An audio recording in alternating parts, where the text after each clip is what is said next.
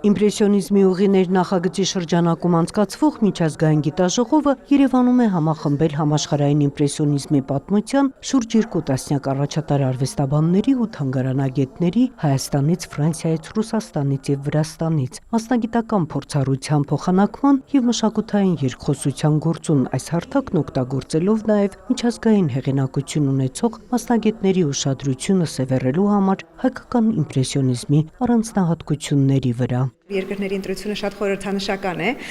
որովհետև մենք միտումնավոր ընտրել ենք այն երկրները, որոնց հետ անցել ենք այս ճանապարհը, ասեմ, որ հայկական իմպրեսիոնիզմ այդ եզրույթի բարակապակցության ինստիտուցիոնալացման ընթացքը մեզ մոտ 8 տարի է տևել եւ տարբեր գիտացուցադրական հետազոտական աշխատանքների միջոցով եւ նաեւ մշտական ցուցադրությունում առանձին սրահ նվիրելով հայկական իմպրեսիոնիզմին, այսօր մենք կարող ենք ասել, որ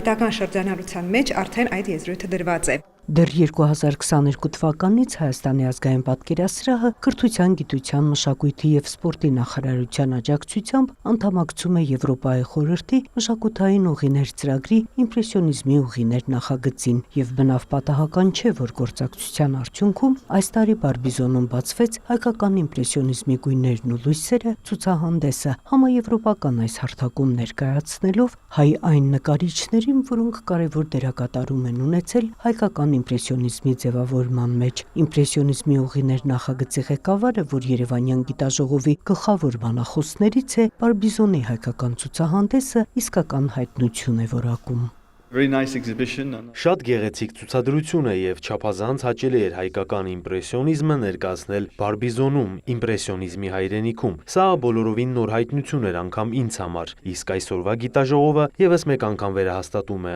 այն իրողությունը, որ մշակույթը սահմաններ չունի։ Իսկ գիտաժողովի իմպրեսիոնիզմներ, պատմություններ լուսանցքներից խորագիրը հատուկ հղում ունի տպավորապաշտության ազգային դպրոցներին։ Մենք ունեցանք բավական լուրջ արվեստաբանական քննարկումներ, բանավեճեր նույնիսկ այս վերնագրի ընթացքում, խորագիրը որոշելու ընթացքում, բայց որոշվեց հենց իմպրեսիոնիզմներ, որովհետև դա լավագույնս է բացահայտում, որ իմպրեսիոնիզմը միայն Ֆրանսիայում չէ, միայն Հայաստանում չէ, այլ իմպրեսիոնիզմներ, այսինքն ընդգրկված է Ռուսաստանը, Մեծ Բրիտանիան, Գերմանիան, սկանդինավյան երկրները։ Իդեպ գիտաժողովի բացմանը նախորդեց Հովհաննես Ալխազյան «Վանից Փարիզ» խորհրդանշական ցուցահանդեսի բացումը, որով ըստ էության պատկերասրահի մշտական ցուցադրության 3-րդ հարկը վերածվել է հայ-ֆրանսիական բարեկամության նրբագեղ խորհրդանիշի, մի թևում Ժանսեմն է, մյուսում Ալխազյանը։ Նունե Ալեքսանյան, Շիրայր Հաբետյան, լուրեր։